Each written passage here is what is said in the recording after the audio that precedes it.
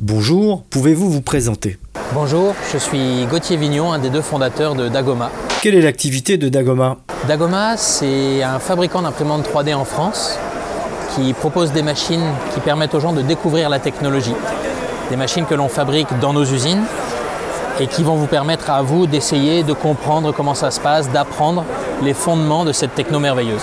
Quel est le portrait robot d'un utilisateur d'une imprimante 3D? Aujourd'hui, le stéréotype un petit peu, ça reste assez éparse, mais le stéréotype c'est un homme entre 20 et 50 ans qui va avoir des passions, du bricolage, du maquettisme, du modélisme. On va être sur quelqu'un qui va utiliser l'outil pour pouvoir réaliser un plaisir qu'il a à côté. C'est vraiment un outil et c'est comme ça qu'il le vit.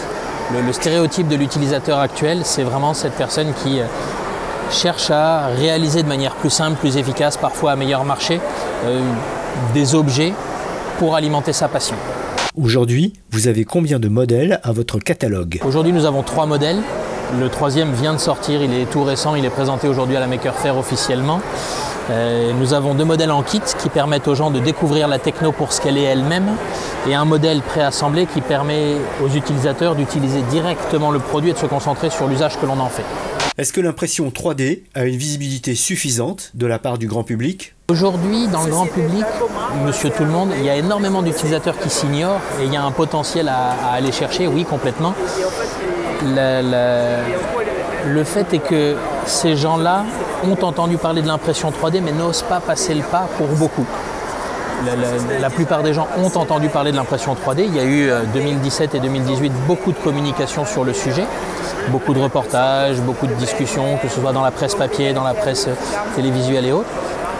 Mais les gens n'arrivent pas encore à se projeter en eux-mêmes. Donc oui, il y a un vrai potentiel marché et oui, il faut aller chercher ces gens-là et leur montrer qu'eux aussi peuvent y avoir un intérêt. À quelle question que je ne vous ai pas posée, mais à laquelle vous souhaitez répondre? Pour moi, une question importante qu'il faut se poser, c'est comment est-ce qu'on peut accompagner ça, comment est-ce qu'on peut accompagner justement ces potentiels utilisateurs qui s'ignorent et aller les chercher et leur mettre le pied à l'étrier. Et si vous m'aviez posé cette question-là, ce que je vous aurais répondu, c'est beaucoup de pédagogie. C'est de la pédagogie pour les points de contact, les points de contact avec les utilisateurs, c'est-à-dire dans les magasins physiques, c'est-à-dire dans les différents médias. Et puis après, ça va être de les accompagner eux-mêmes par rapport à eux-mêmes. Qu'est-ce qu'ils aiment, qu'est-ce qu'ils cherchent à faire, comment ils le réalisent, que je sois sur du bricolage, sur de la cuisine, que je sois sur de la réparation de véhicules, sur de la maquette ou du modélisme, sur plein d'applications, sur des jouets, sur de la décoration.